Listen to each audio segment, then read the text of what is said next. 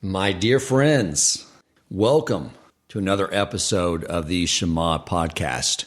And what I believe to be the most important podcast that I ever have done. It's quite frankly long overdue. I don't even know why I never thought of this before, but this is a transformative episode, and you'll see why. Welcome to the Shema podcast, the podcast for the perplexed, where Torah insights, intertwined through personal stories, as well as interviews with leading Torah scholars, demonstrate the empowering qualities of Torah and mitzvot. For more great Torah learning through Torch, the Torah Outreach Center of Houston, go to torchweb.org. Now to the show. The most important mitzvah for a Jew to do. Not that I'm sure we're allowed to rank them, but I think any rabbi would say this to someone who's a secular Jew, who's trying to take the path to come closer to their Creator and learn Torah and observe it. The most important mitzvah and biggest milestone is keeping Shabbos. Shabbos, I believe, is the second most mentioned mitzvah in the Torah. Behind that, I believe of only to love the ger, to love the convert. It is in the Ten Commandments. After we are instructed to know Hashem, to know Him as not the one that created the world, but to really know Him more importantly as the one that extracted us out of Egypt. To know via the second commandment that He is the only power. And then we have the third commandment to make sure that we don't ever say anything that would misrepresent Him to others and cause them to not recognize this truth. And the fourth is to keep the Shabbos, to honor the Shabbos. Because to keep and honor the Shabbos is our demonstration that we acknowledge the first three mitzvos in the Ten Commandments. And it says that a Jew is spiritually cut off from the nation when they don't keep Shabbos. So we're going to explore what this means, what this is all about. But the main point I want to address is and convey to everyone is it is the most challenging mitzvah to take on. Now, I realize many of you listening are from birth. You've always kept Shabbos, or you may be in the category of those who were like me, who were secular, but then went to yeshiva, where you learn to be observant in the incubator of a yeshiva. But for those of us who wake up from the matrix, if you will, and realize I want to start keeping Shabbos, it is the most challenging thing, and I'm not referring to the complexities of the halacha. I'm talking about the battle that ensues with one's Yetzer Hara. The Yetzer Hara knows that if a Jew starts keeping Shabbos, while ongoing life battles with the Yetzer Hara will continue, as we need that in order to continue to grow, the fact is that the war by the Jew has already been won. So the Yetzer Hara does not want to lose this beachhead. And from personal experience, there's many tactics it will use. For one, if like I was early on, I started to actually learn about what Shabbos meant and what you were required to do and not do. But I kept telling myself, well, that's something that I can do later. I mean, I'm doing good. I'm studying Torah on a regular basis.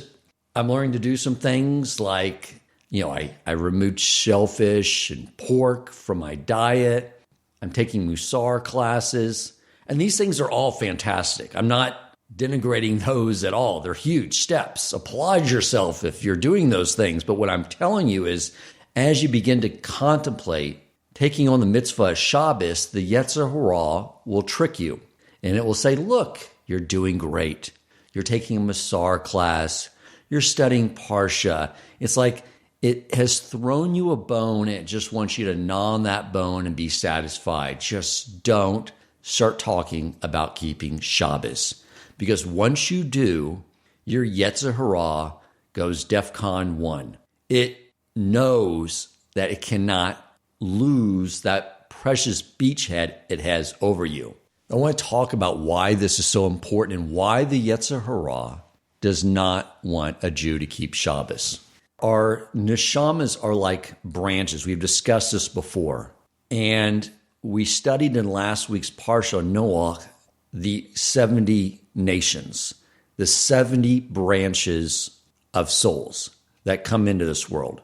And as a Jew, as a descendant of Avraham, Yitzchak, and Yaakov, because of their merit and what they accomplished, that created a new branch of souls, a much more powerful branch, which also means Jewish neshamas have a much more powerful Yetzer Hara to create and allow free will to exist in this world. So one of the things that I was just contemplating quite a bit in my early studies, that I was reconciling with what I had learned by studying quantum mechanics, congealing together, this whole idea that every single thing in our physical universe is at its core fundamental building blocks is different vibrational frequencies. I've discussed this before, but for those of you who are just listening for the first time or just to sort of bring it back into context for this subject, I'm going to discuss it again. But everything, if you look at string theory, everything is built off different vibrational frequencies. Everything in the entire physical universe, from the star that's at the opposite end of the universe to the desk sitting in front of me, it's all built off the same thing. It's all built off, as Ramchal teaches, the binary code of God's revelation and God's concealment of himself, and the programming code, which is the different combinations of the sounds of the Hebrew letters. That is what the Creator is emanating at all times to bring everything and maintain everything into existence. Everything in the physical universe, in the spiritual realms, there is nothing else but Him. And we have this experience by being in this world where we are inside of a physical body that does not give us sensory perception. It limits our sensory perception. And therefore, what we see is a lot of distinct separation between us and other things around us. But the reality is that is not true. And I used to spend a lot of time thinking about what was going through the mind of Nachshon as he was standing at the Sea of Reeds. He is the one that, as the Egyptian army is approaching, the Jewish people are at the Sea of Reeds. Moshe was davening. Hashem told him, it's not a time to daven, it's a time to act. And I imagine Hashan just sort of had this epiphany. He saw everything. He totally understood. There is nothing else but God. And He is controlling everything. He is the only power. And he knew the Creator did not give a decree to kill the Jews, but just the opposite, to save us. And so he began to walk in the water, to walk in the direction away from the Egyptian army, because he knew he could not drown. There was no decree by the Creator for him to die.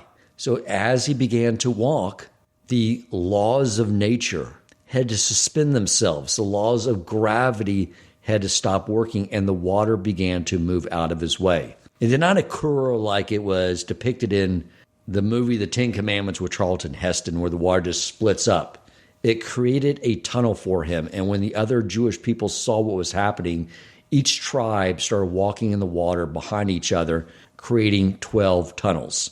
But those tunnels did not feed through all the way to the other side. They kept moving, the water kept moving back, each inch by inch, as each leader moved forward. And when they got to the other side, through these tunnels of water is why what happened in those tunnels were akin to a birth canal. Because when they came through the other side, they had an entirely different perception.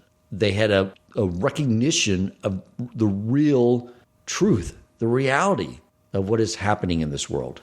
But I want to share with you something that happened to me. I had been reading about this whole idea that Hashem is the only power, that He controls everything, and deeply contemplating it. And I went out to run an errand, still thinking about this during the drive. I got to, I'll admit it, a liquor store, needed a new bottle of scotch. And I walked in sort of oblivious to anything going on around me. I walked to the aisle where the shelf was with that bottle of scotch I wanted and grabbed it. And then I walked back to the front of the store and saw a cashier that was standing in front of the register with no one in front of her. So I immediately just sort of walked up to where she was standing to pay for the scotch.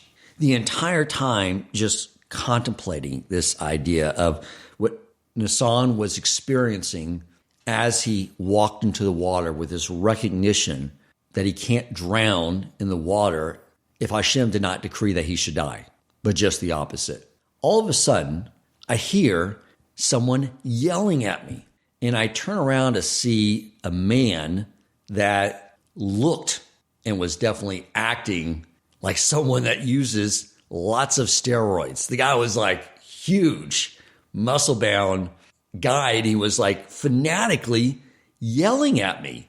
And the reason he was yelling at me was because I had cut in line. I didn't realize it. I saw it now. There was a line of people standing back from the register, and they were watching the two different aisles to see which one opened up, and then they would step in that line. I didn't realize that was going on. But so he starts yelling at me, and I recognize that, and I apologize, but that was not good enough for this guy. He got in my face, leaned forward, and was screaming about how he wanted to take me outside and beat the crap out of me. And the whole time, because I was so in my head on this matter of Hashem controls everything, is I was not reacting to it. I was almost like watching a film that I was not a part of. And I was just looking at him, thinking to myself how Hashem just took what I had been learning and was giving me an opportunity to make it experiential. And so as this man is yelling at me, all I was thinking about was, this is so fascinating.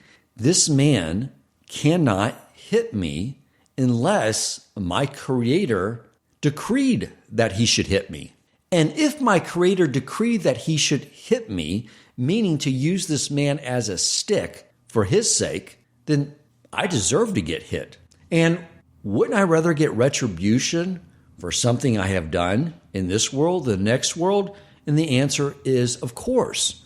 So if everything that the Almighty does is for my good, in the end, there's really nothing I should be responding to. And so this man is flailing his arms. He's yelling, threatening to beat me up. And the whole time, the natural thing that would normally occur, where my body would go into a state of, you're in danger, adrenaline dump. My ego, i.e. my Yetzer Hara, would say, don't let this guy talk to you. Yeah, he's way bigger than you, but you know how to fight dirty. You know, you just got to get a few punches in. So don't let him challenge you like this. Step outside with this guy. But I was not doing that. I was just internalizing this whole amazing experience that he could not harm me unless my benevolent Creator authorized him to do so. And as he was like in my face, again, his forehead was like almost touching my forehead as he was leaning over me yelling. And I was just contemplating this. It probably looked very strange to an outsider that I'm just in my head thinking about something as this jacked up steroid freak is yelling at me. But eventually, as I was contemplating this, I was looking in his eyes and I was seeing how his eyes were just like crazed. But then all of a sudden, I saw the look in his eyes went to that of fear and terror. And it wasn't me. I mean, guys, I'm barely 5'9" with shoes on, okay? Not a menacing looking individual by any means. I probably looked a little strange, maybe a little psychotic, that I was not reacting to any of this. But he went literally, his eyes, I saw it in his eyes, it went to terror. He stepped back from me, put down the case of beer he was holding, and just walked out of the store. And I turned to those people standing in line, and I said, I am so sorry. I did not know you were standing there. Please go ahead, and I'll go to the back of the line. And everyone put their hands out and said, no, it's okay. Now, by the way, while he was yelling at me, I did hear people saying, leave the guy alone. He was a mistake. But at this point, they all said, no, you go ahead. And they insisted. I said, okay, thank you. And I just walked to the cashier, paid for my bottle of scotch, and left the store, just really appreciating how this idea that I've been contemplating, that the Almighty allowed me to experience it.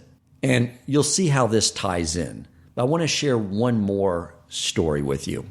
And by the way, this is all before I started keeping Shabbos. And these two events, these two experiential learning curriculums the Almighty provided for me happened very closely to one another. The other experience was I had been for over 10 years a volunteer guardian ad litem for Child Protective Services. And basically what this meant was I would volunteer to represent children in Child Protective Services because the CPS caseworkers would move in and out. I mean, there was such high turnover. These cases would last about 12 to 15 months. And I'm not kidding you, there would be 3 at minimum CPS workers that I would deal with. They would come in, then they would quit. They would come in, they would quit. So I was the constant figure in these kids' life. And being an idealist, one of the things I wanted for these kids was I wanted to unify the family. I believed I could work with the parents, get them to do the things they need to do to bring the family back together. The idea of having the judge ask me if I think that parental rights should be terminated was the most horrifying idea in the world. Because for a kid, even in a bad situation, to have their parents pulled away from them is still an awful, awful experience. I can just imagine. But I believe I can unify these families. And I knew the judge held a lot of weight on what I had to say because I was the constant. I didn't have a stick in the game. I'm not getting paid. I'm a volunteer. So in one of these cases, the children were taken away because the father punched the daughter. And so the son and the daughter were taken away. And the judge told this man that if he wants to get his kids back, he needs to take anger management classes. Makes sense to me. And as I was sitting with him in a meeting, I asked him, have you been taking your anger management classes? And he said, no, I haven't taken them. I'm not going to take them. And I said, well, why not? Because the judge ordered that you need to do this. And he said, look, I don't need anger management classes. The judge is wrong. And I said, I get it. That may be the case, but you want your kids back, right? And he would say, of course. It's like, well, taking the anger management classes is something you need to do to get back your kids. You may learn something, you may not, just go. And he said, I'm telling you again, I'm not going to anger management classes because I don't need anger management. And we had this circular conversation probably 3 or 4 times. Maybe I could have done a better job of re-scripting the conversation because it seemed just to go in the same circular pattern. But at one point, and by the way, this man was not like this jacked up steroid guy from the liquor store, but he was a very tall guy, and his hobby outside of work was mixed martial arts fighting.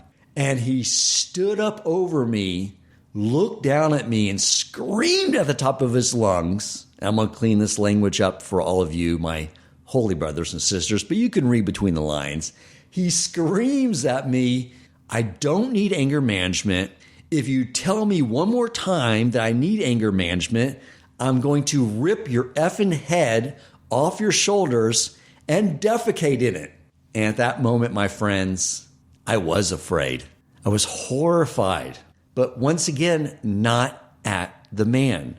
The reason I was horrified is because what I had also been studying is why Hashem created the Yetzer Hara and the power it has. And the necessity of it to keep us free will, but the power it can really have over us. And I was horrified to see a Yetzer Hara in action and the power it can have over us. I mean, here's a man doing the most irrational thing in the world. He's telling me that he doesn't need anger management while simultaneously telling me he wants to, and I know he did, rip my head off its shoulders and poop in my skull. So I'm seeing this and I'm realizing that and understanding the power of my Yetzer Hara. And I was like, I became frightened of my Yetzer Hara. I saw the power it has over me. Now, maybe not the same way, but I know in other ways it definitely did. So when I was driving home, I was contemplating about this. And I was telling myself, you need to know who your enemy is. And you need to face it and do battle with it. Know its tricks. You just saw what it can do to a man. And I began to think about Shabbos, something I had been thinking about taking on for quite some time. I had been having this internal dialogue about, okay, well, eventually I'm going to get there. I'll pick up some learning about the halacha around Shabbos, but it takes some prep time. I'll get there eventually. This has been going on for over several years now, keep in mind. But I was eventually going to get there, as long as that eventual date wasn't next Shabbos. And I was contemplating this and realizing how I've been losing this battle with my Yetzer Hara. And I asked myself, what in the world are you deliberating? What is happening in this boardroom of your mind? The debate back and forth. Let's cut it down and bring clarity to the situation here. You are a creation, and your creator told you to keep Shabbos, not according to how you want to keep Shabbos, where you say, hey, I'm just not going to mow the lawn on Shabbos, or I'm not going to go into the office on Shabbos. No, he wants you to keep Shabbos according to his dictates, avoiding those 39 acts of creativity and all the various ways to bring honor to the Shabbos. So I said, what are you waiting for? What is there to consider? Your Almighty told you to do something, do it. And at that moment, I said, this next Shabbos, I have to keep Shabbos. Now, I didn't know all the halacha around it, but I knew I was going to do the absolute best I can. Our Yiddishkeit does not work with the attitude of perfection. Our Yetzer Hara will use that against us. That's what it was doing with me. Oh, when I keep Shabbos the first time, I want to do it perfect. And you know what? I don't know the laws yet, so I should learn every law, every intricate law. Then I'll do it. That was the argument and the deliberation going on in my head, which is nonsense. So we began to get ready. I told my family, they're on board. And I remember calling Rabbi Yokov Wolbe and Rabbi Ari Wolbe, like the first of that week, so many times saying, we're going to keep Shabbos. I have this question. They said, you call us as many times as you want. And I was calling them. My wife was calling Chaya Wolbe and Zahava Wolbe, Rabbi Ari and Rabbi Yokov Wolbe's wife. We were asking questions nonstop. And as we got closer to Shabbos, the calls accelerated all the way up into an hour before candle lighting. I think back to that too. It's just like, it blows me away because I never really thought of it until now. Like what was going on in their world, in Rabbi Ari Wolbe and Rabbi Yokov Wolbe's world. I mean, they have Shabbos to get ready for. They have lots of kids. They're hosting lots of torch students at their home. There's, I'm sure, chaos going on, but they hid that from me. And whenever I would call, they would, with a smile, like, yes, what questions do you have? I'm here to help. Just brings tears to my eyes thinking about how they did that for me and hid, I'm sure, what was total craziness in their home, trying to get ready for Shabbos themselves. So the point I want to make with both these stories and tie them together is that, back to my original point, when the Yetzer Hara does not want you, if you're listening, you're not keeping Shabbos, to keep Shabbos. Because when you keep Shabbos and you recognize that I am a creation of my Creator, and therefore I'm not going to create, what you are doing is that neshama tied to that branch of souls becomes firmly connected. Before that, there's a connection, but it's just not nearly as strong. As the Torah says, the soul is cut off from the Jewish nation. You're not tapped in. You're not tapped in. And that's why the Yetzer Hara does not want you to keep Shabbos, does not want you to get tapped in at that way and see the world for what it really is. To see the world like Nisan saw it as he was walking through the sea and the sea was moving out of his way. He does not want us to come to that recognition of truth. And that is why when you pursue this, it will feel like you are storming the beaches of Normandy. But what I want to share with you, my friends, is that when you are storming that beach and it's scary, the reality is all those soldiers up on the beach, they're paper mache. The rockets and missiles and gunfire you hear, it's all an illusion. None of it is there. The majority of the arguments I heard were things like, you may need to attend a business. What happens if someone from work calls? Right there, what is that? Think back. one of the first times Shabbos is mentioned is after manna fell from the heavens. And Hashem said, on Erev Shabbos, you'll get 2. And then he tells us to keep Shabbos because he wanted us to know, I provide your sustenance. I provide it all. So when you have a thought in your head, I can't keep Shabbos because I may need to go into work or I may even get fired. What are you saying? You're saying Hashem is not the one that provides for you, which is exactly why you need to keep Shabbos. So you have that true recognition that it's not your earthly employer that's providing anything. It's not flesh and blood. A lot of the other things that go through your head was, well, I should have my phone on. I mean, what happens if my parents need me? I need to drive out and see them. I mean, they're older. What happens if they have a health problem? Again, these are all things that are absent of recognition that Hashem is controlling everything. So all the arguments on why we shouldn't keep Shabbos are the exact same things that and reasons why we should keep Shabbos, to recognize that Hashem is controlling everything. So what I wanted to do with this podcast, and I want to make this a 2-series podcast. One is setting the table, if you will, for this subject, and why it's so important to you. And in episode 2, what I'll be doing is bringing on Rabbi Busko and several of his students that are wanting to take on this mitzvah. And what we are going to do together, my friends, is they're going to address their concerns, what's holding them back.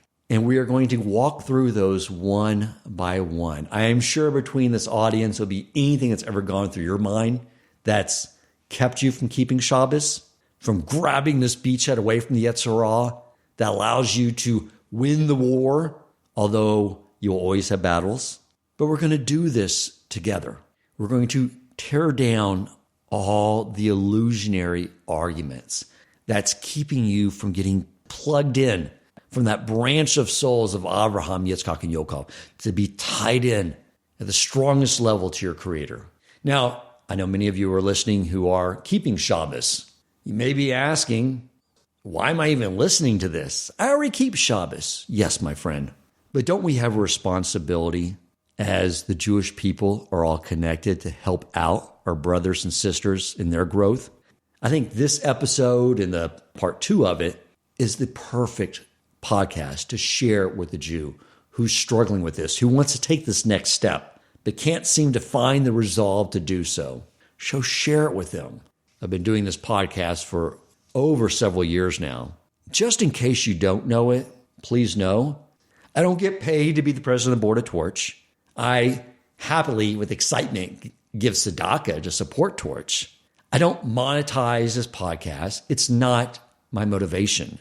My motivation comes simply from the fact that because so many Jews, as they were davening 3 times a day and saying that second bracha in the Shemon Esrei, about Hashem having the compassion to resuscitate the dead, knowing that what Jews are praying for is for Hashem to have compassion and wake other Jews up like me, who are asleep at the wheel, who are plugged into the matrix and not paying attention, not asking the questions.